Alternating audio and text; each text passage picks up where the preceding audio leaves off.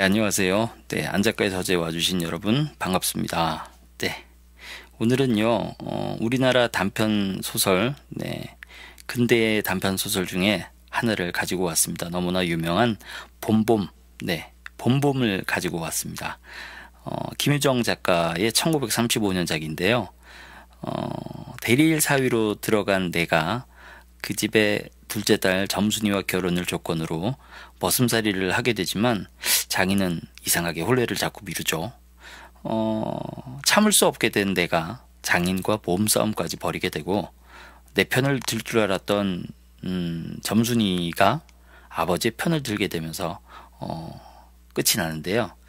결국 장인은 가을에 혼례를 시켜주겠다고 약속을 하게 되죠. 김유정의 단편 소설 가운데서 가장 해학성이 넘치는 작품입니다. 저도 읽으면서 많이 웃었는데요. 여러분들도 읽으시면서 재밌는 장면이 떠오르시게 될 겁니다. 네, 그러면 지금부터 시작하도록 하겠습니다.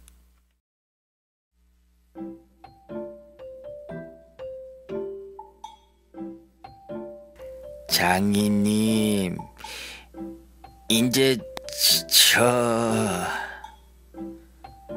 내가 이렇게 뒤통수를 긁고 나이가 찼으니 성례를 시켜줘야 하지 않겠느냐고 하면 대답이 늘 이 자식아, 성례고 뭐고 미쳐 자라야지 하고 만다.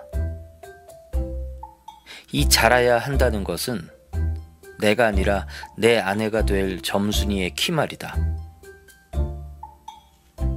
내가 여기에 와서 돈 한 푼 안 받고 일하기를 3년 하고 꼬박 7달 동안을 했다. 그런데도 미처 못 자랐다니까. 이 키는 언제야 자라는 겐지. 짜장 영문 부른다. 일을 좀 더 잘해야 한다든지 혹은 밥을 많이 먹는다고 노상 걱정이니까 좀 덜 먹어야 한다든지 하면 나도 얼마든지 할 말이 많다. 하지만 점순이가 아직 어리니까 더 자라야 한다는 여기에는 어째 볼 수 없이 고만 빙빙하고 만다. 이래서 나는 애초 계약이 잘못된 걸 알았다.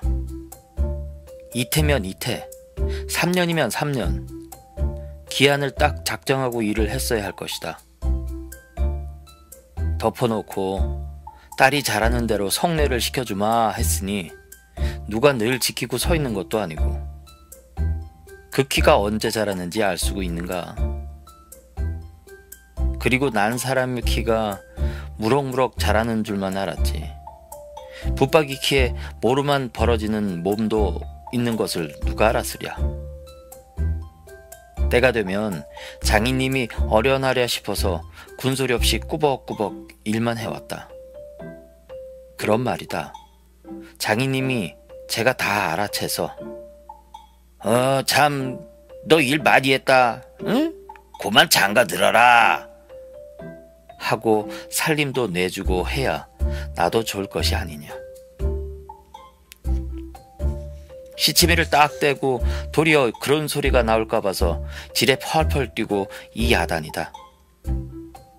명색이 좋아 대릴사위지 일하기에 싱겁기도 할 뿐더러 이건 참 아무것도 아니다. 쑥맥이 그걸 모르고 점순이의 키 자라기만 까맣게 기다리지 않았나. 언젠가는 하도 갑갑해서 자를 가지고 덤벼들어서 그 키를 한번 재볼까 했다마는 우리는 장인님이 내외를 해야 한다고 해서 마주서 이야기 한마디 하는 법 없다. 우물길에서 언제나 마주칠 적이면 겨우 눈 어림으로 재보고 것인데 그럴 적마다 나는 저만큼 가서 지미 키도 하고 논뚝에다가 침을 퇴 뱉는다. 아무리 잘 봐야 내 겨드랑이 밑에서 너블락 말락 밤낮 요 모양이다. 개 돼지는 푹푹 크는데 왜 이리도 사람은 안 크는지 한동안 머리가 아프도록 궁리도 해보았다. 물동이를 잡고 이니까 뼈다구가 움츠러드나 보다 하고 내가 넌지시 그 물을 대신 길어도 주었다. 뿐만 아니라 나무를 하러 가면 선앙랑에 돌을 올려놓고 점순이 키 좀 크게 해줍소사. 그러면 다음에 떡 갖다 놓고 고사드립죠. 하고 치성도 한두 번 드린 것이 아니다. 어떻게 대먹은 키인지 이래도 막무가내니. 그래, 내 어저께 싸운 것인지 결코 장인님이 밉다든가 해서가 아니다. 뭐를 붓다가 가만히 생각을 해보니까 또 싱겁다. 이 벼가 자라서 점순이가 먹고 좀 큰다면 모르지만 그렇지도 못한 걸 내 심어서 뭘 하는 거냐? 해마다 앞으로 축 붉어지는 장인님의 아랫배를 불리기 위하여 심곤 조금도 쉽지 않다. 아이고 배야. 난 뭘 붓다 말고 배를 쓰다듬으면서 그대로 논둑으로 기어올랐다. 그리고 겨드랑이에 꼈던 벼 담긴 키를 그냥 땅바닥에 털썩 떨어치며 나도 털썩 주저앉았다. 일이 암만 바빠도 나 배 아프면 그만이니까 아픈 사람이 누가 일을 하느냐. 파릇파릇 돋아 오른 풀 한 줌 뜯어들고 다리에 거머리를 쑥쑥 문대며 장인님의 얼굴을 쳐다보았다. 논 한가운데서 장인님도 이상한 눈을 해가지고 한참 날 노려보더니 너희 이 자식 왜 또 이래? 응? 배가 좀 아파서요 하고 풀 위에 스며시 쓰러지니까 장인님은 약이 올랐다. 저도 논에서 철벙철벙 뚝으로 올라오더니 잡은 참 내 멱살을 움켜잡고 뺨을 치는 것이 아닌가. 이 자식이가 이러다 말면 누굴 망해놓을 속셈이냐? 이 대가리를 까둘 자식? 우리 장인님은 약이 오르면 이렇게 손버릇이 아주 못됐다. 또 사위에게 이 자식 저 자식 하는 이놈의 장인님은 어디 있느냐? 오죽해야 우리 동리에서 누굴 물러나고 그에게 욕을 안 먹는 사람은 명이 짧다 한다. 조그만 아이들까지도 그를 돌려 세워놓고 욕피리 하고 손가락질을 할 만치 두루 인심을 잃었다. 허나 인심을 정말 잃었다면 욕보다 읍의 배참봉댁 마름으로 더 잃었다. 버니 마름이란 욕 잘하고 사람 잘 치고 그리고 생김질 호박개 같아야 쓰는 거지만 장인님은 외양이 똑 됐다. 장인에게 닭말이나 좀 보내지 않는다든가 애벌론 때 품을 좀 안 준다든가 하면 그의 가을에는 영락없이 땅이 뚝뚝 떨어진다. 그러면 미리부터 돈도 먹고 술도 먹이고 안달 재신으로 돌아치던 놈이 그 땅을 슬쩍 돌려앉는다. 이 바람에 장인님 집 외양간에는 눈깔 커다란 황소한 놈이 절로 엉금엉금 기어들고 동리 사람들은 그 욕을 다 먹어가면서도 그래도 굽실굽실 하는 게 아닌가? 그러나 내게 장인님은 감히 큰소리할 계제가 못 된다. 뒷생각은 못하고 뺨 한 대를 딱 때려놓고는 장인님은 무색에서 덤덤히 쓴침만 삼킨다.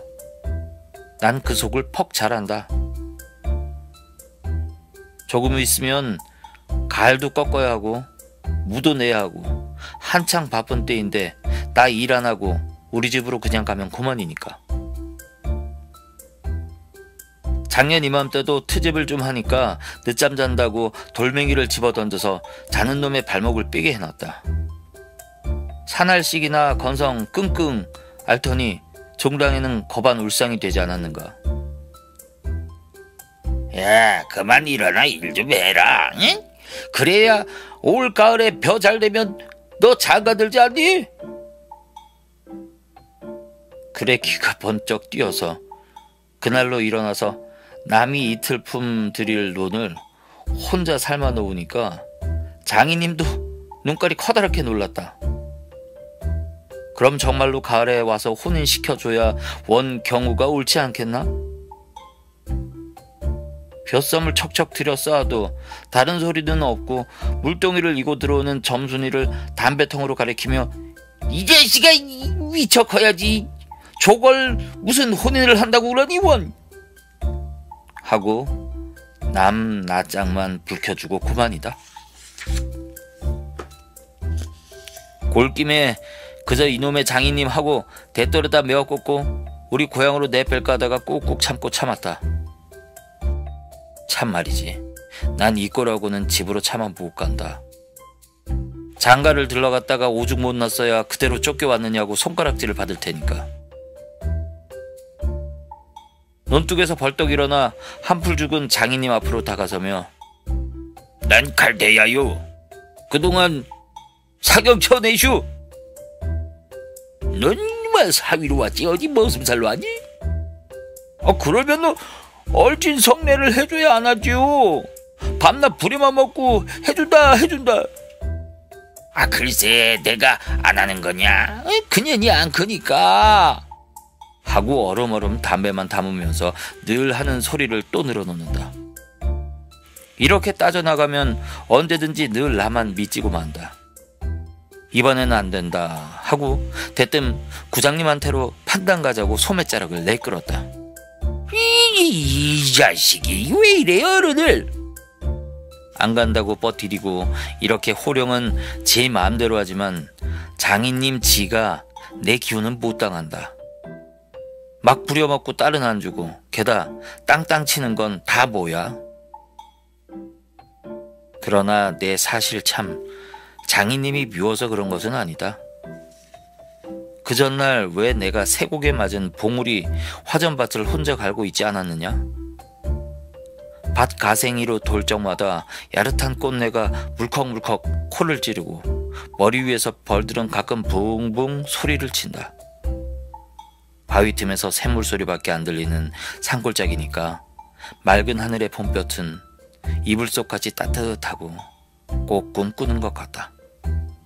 나는 몸이 나른하고 몸살이 나려고 그러는지 가슴이 울렁울렁하고 이랬다.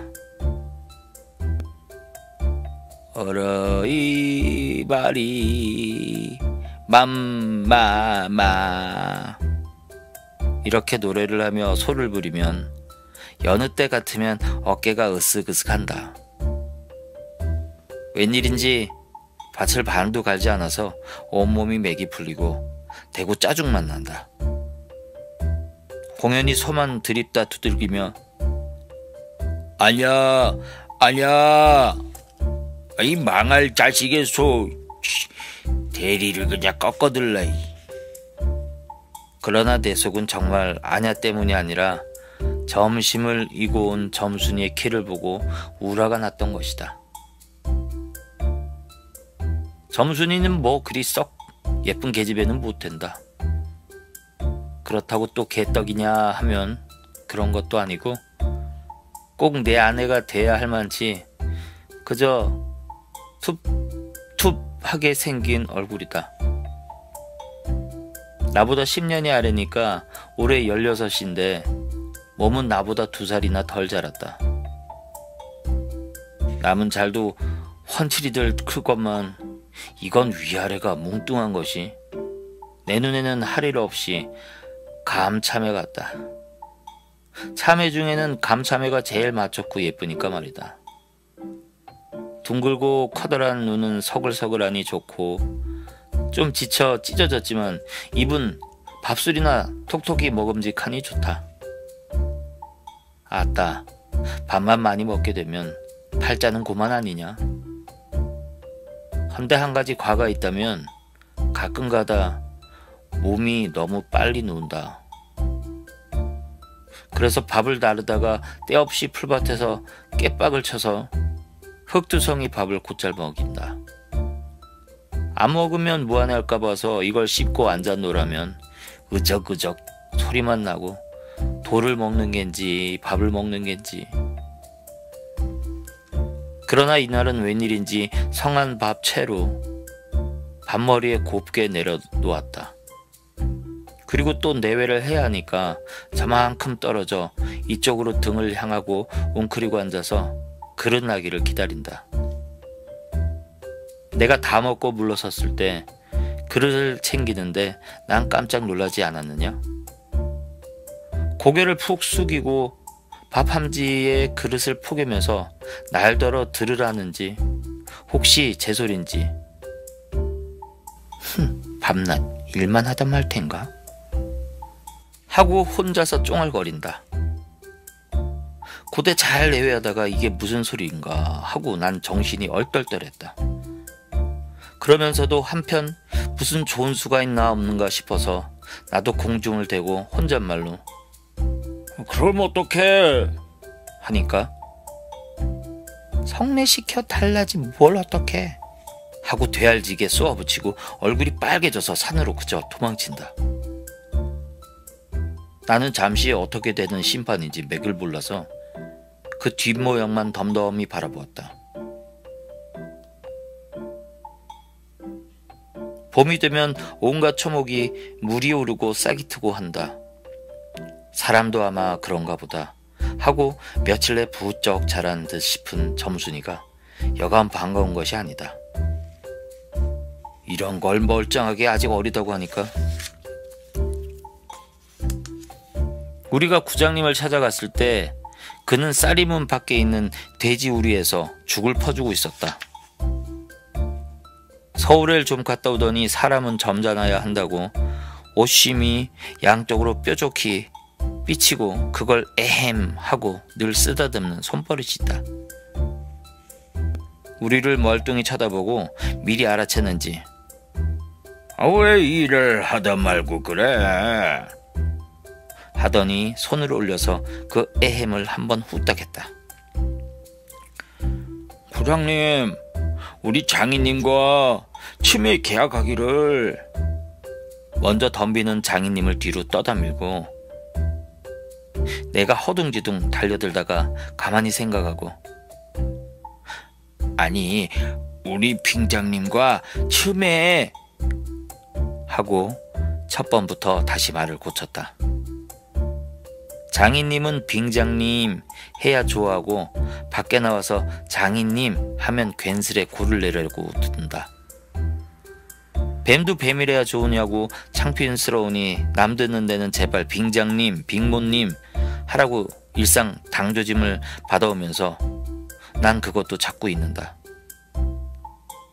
당장도 장인님 하나 옆에서 내 발등을 꼭 밟고 곁눈질을 흘기는 바람에야 겨우 알았지만 구장님도 내 이야기를 자세히 듣더니 퍽딱한 모양이었다.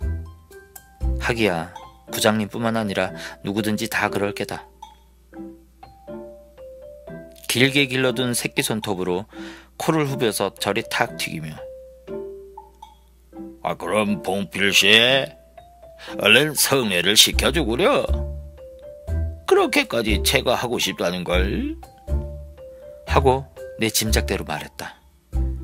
그러나 이 말에 장인님이 삿대질로 눈을 부라리고 아이 성내고 뭐고 계집애 년이 미쳐 자라야 할 게 아닌가 하니까 그만 멀수룩해져서 입맛만 쩍쩍 다실 뿐이 아닌가.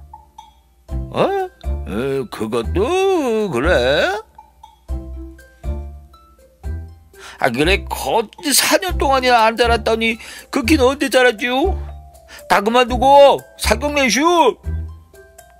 아이 글쎄 이 자식 내가 크지 말라고 그랬니? 왜 날 보고 떼냐?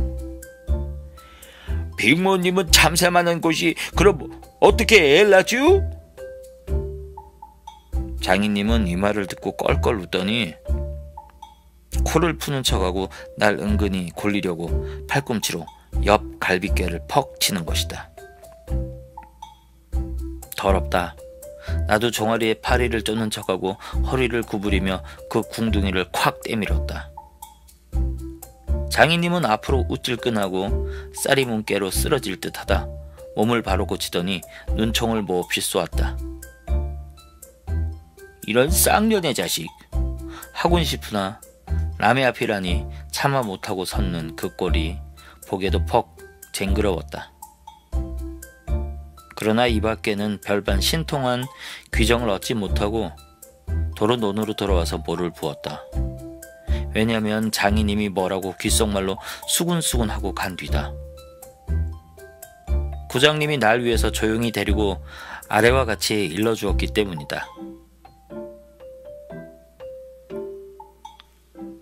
자네 말도 하기야 옳지. 나이 찼으니 아들이 급하다는 게 잘못된 말은 아니야. 하지만 농사가 한층 바쁠 땐 일을 안 한다든가 집으로 달아난다든가 하면 손해죄로 그것도 징역을 가거든. 왜 요전에 그 산포말소 산에 불 좀 놓았다고 징역 간 거 못 봤나? 지 산에 불을 놓아도 징역을 가는 이때인데 남의 농사를 버려두니 죄가 얼마나 더 중한가. 그리고 자넨 정장을 간댔지만 그러면 괜스레 죄를 들쓰고 들어가는 걸세. 또 결혼도 그렇지. 법률에 성년이라는 게 있는데 21가 돼야지 비로소 결혼을 할 수가 있는 걸세. 자네 물론 아들이 늦을 걸 염려하지만 점순이로 말하면 이제 겨우 16이 아닌가.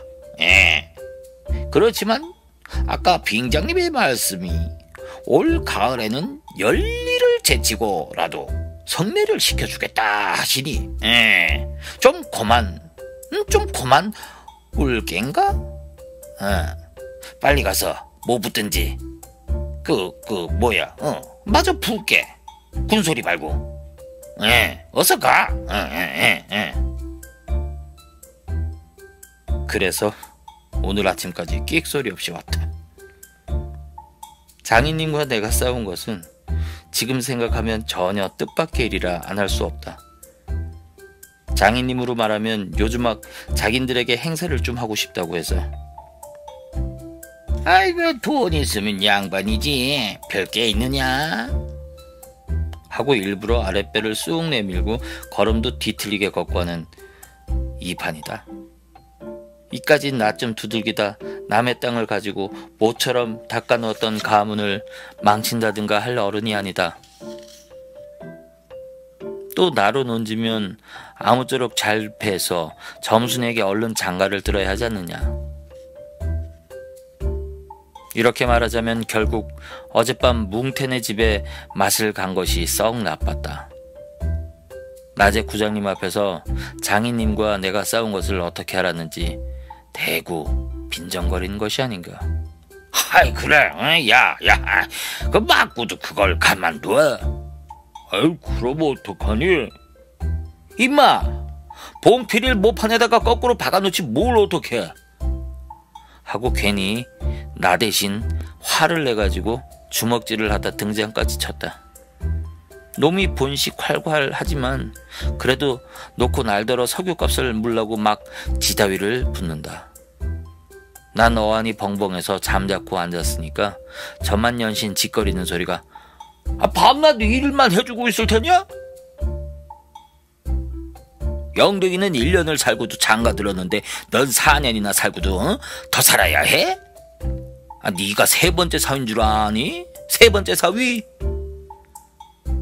남의 일이라도 부다다 이 자식. 우물애가 빠져 죽어. 나중에는 겨우 손톱으로 목을 따라고까지 하고 제 아들같이 함부로 훅닥이었다. 별의별 소리를 다해서 그대로 옮길 수는 없으나 그 줄거리는 이렇다. 우리 장인님 딸이 셋이 있는데 맏딸은 재작년 가을에 시집을 갔다. 정말은 시집을 간 것이 아니라 그 딸도 대릴사위를 해가지고 있다가 내보냈다.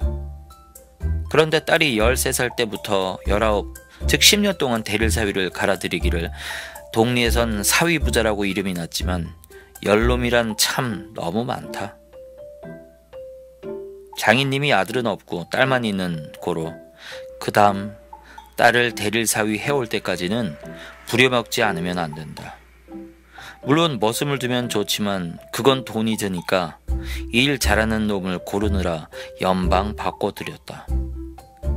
또 한편 놈들이 욕만 줄고 퍼붓고 심의도 부려먹으니까 벨이 상해서 달아나기도 했겠지. 점순이는 둘째 딸인데 내가 일테면 그 세 번째 대릴 사위로 들어온 셈이다. 내 다음으로 네 번째 놈이 들어올 것을 내가 일도 잘하고 그리고 사람이 좀 어수룩하니까 장인님이 잔뜩 붙들고 놓질 않는다. 셋째 딸이 인제 6살, 적어도 10살은 돼야 대릴 사위를 할 테므로 그동안은 죽도록 부려먹어야 된다. 그러니 인제는 속 좀 차리고 장가를 들여달라고 때를 쓰고 나 자빠져라 이것이다. 나는 겉으로 엉엉하며 귓등으로 들었다. 뭉태는 땅을 얻어붙이다가 떨어진 뒤로는 장인님만 보면 공연히 못 먹어서 으르릉거린다. 그것도 장인님이 져달라고 할 적에 지 집에서 위한다는 그 감토를 선뜻 주었다면 그럴 리도 없었던걸. 그러나 나는 뭉태란 놈의 말을 전수히 고지 듣지 않았다. 꼭 고지 들었다면 간밤에 와서 장인님과 싸웠지 무사히 있었을 리가 없지 않은가? 그러면 딸에게까지 인심을 잃은 장인님이 혼자 나빴다. 실토이지 나는 점순이가 아침상을 가지고 나올 때까지는 오늘도 또 얼마나 밥을 담았나 하고 이것만 생각했다. 상에는 된장찌개하고 간장 한 종지, 조밥 한 그릇, 그리고 밥보다 더 수북하게 담은 산나물이 한 대접, 이렇다. 나물은 점순이가 틈틈이 해오니까 2대접이고 4대접이고 멋대로 먹어도 좋으나 밥은 장인님이 한 사발 외엔 더 주지 말라고 해서 안 된다. 그런데 점순이가 그 상을 내 앞에 내려놓으며 제 말로 짓거리는 소리가 구장님한테 갔다 그냥 온담 그래? 하고 엊그제 산에서와 같이 대우쫑알거린다. 따는 내가 더 단단히 덤비지 않고 만 것이 좀 어리석었다 속으로 그랬다. 나도 저쪽 벽을 향하여 외면하면서 내 말로 안 된다는 걸 그럼 어떡한담? 하니까 쇠물 잡아채지 그냥 둬? 이 바보야. 하고 또 얼굴이 빨개지면서 성을 내며 안으로 셀쭉하니 티 들어가지 않느냐? 이때 아무도 본 사람이 없었기 망정이지 보았다면 내 얼굴이 애미 잃은 황새 새끼처럼 가엾다 했을 것이다. 사실 이때만치 슬펐던 일은 또 있었는지 모른다. 다른 사람은 암만 못생겼다 해도 괜찮지만 내 아내가 될 점순이가 병신으로 본다면 참 신세는 따분하다.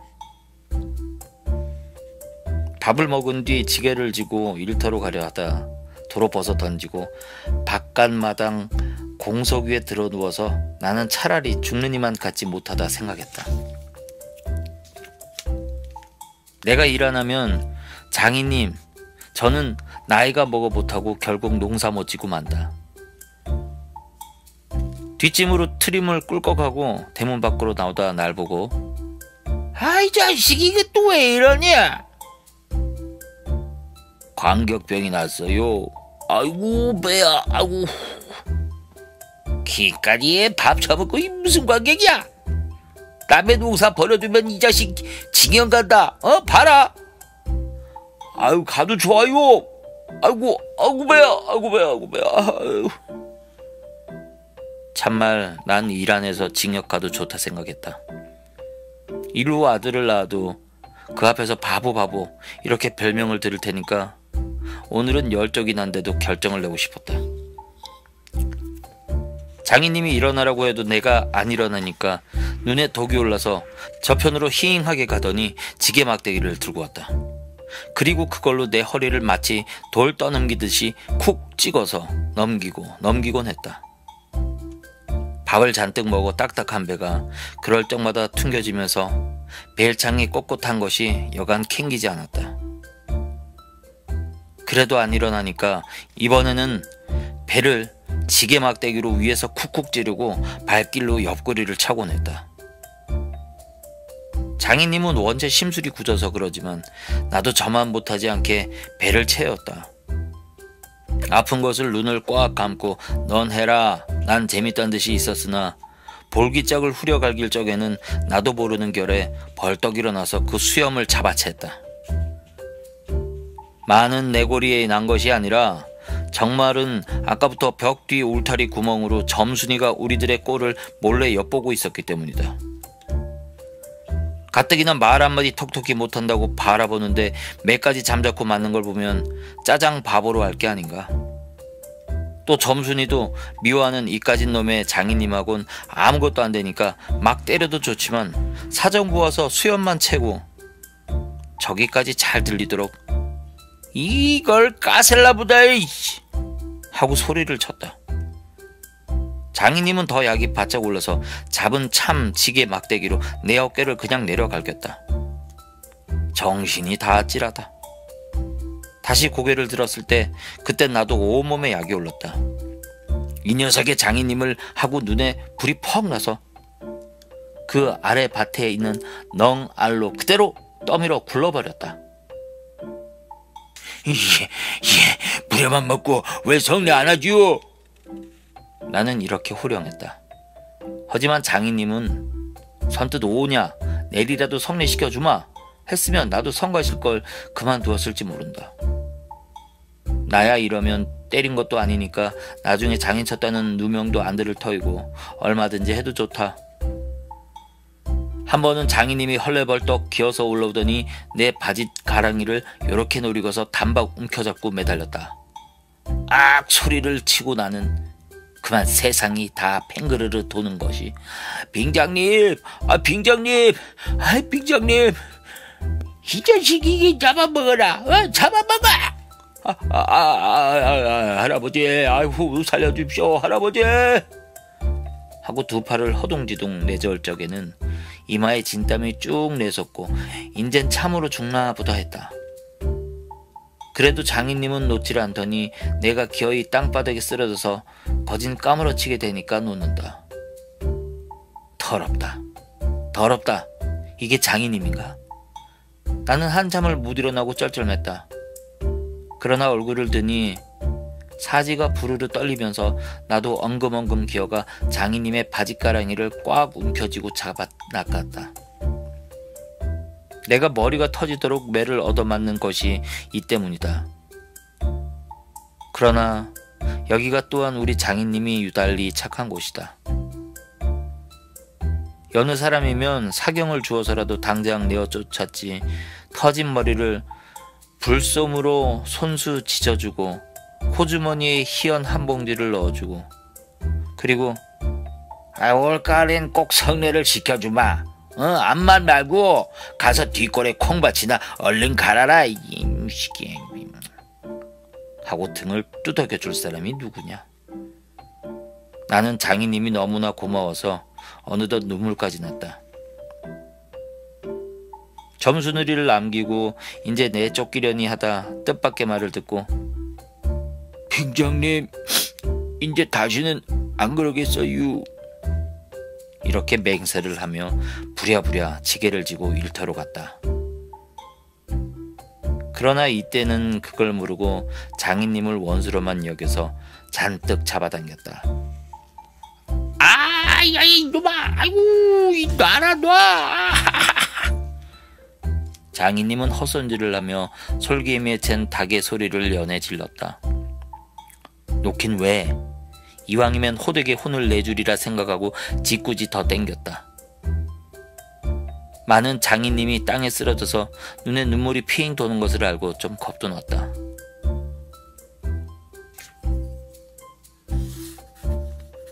할아버지, 아이고, 놔라, 놔라, 아이고, 놔. 그래도 안 되니까. 점수다, 아이고, 점수다, 아이고. 이 악장에 안에 있던 장모님과 점순이가 헐레벌떡하고 단숨에 뛰어나왔다. 나의 생각에 장모님은 제 남편이니까 역성을 할는지도 모르겠다. 그러나 점순이는 내 편을 들어서 속으로 고소하겠지? 대체 이게 웬 속인지 아버지를 혼내주기는 지가 내려놓고 이제 와서는 달려들며 어머니, 이 망할 게 아버지를 죽이네. 하고 귀를 뒤로 잡아당기며 마냥 우는 것이 아니냐. 그만 여기에 기운이 탁 꺾여 나는 얼빠진 등신이 되고 말았다. 장모님도 덤벼들어 한쪽 귀마저 뒤로 잡아채면서 또 우는 것이다. 이렇게 꼼짝도 못하게 해놓고 장인님은 지게 막대기를 들어서 사뭇 내려조졌다. 그러나 나는 구태여 피하려고 하지도 않고 암만 해도 그 속을 알 수도 없는 점순이의 얼굴만 멀거니 들여다보았다. 이 자식이 이 장인 입에서 할아버지 소리가 나오게 해?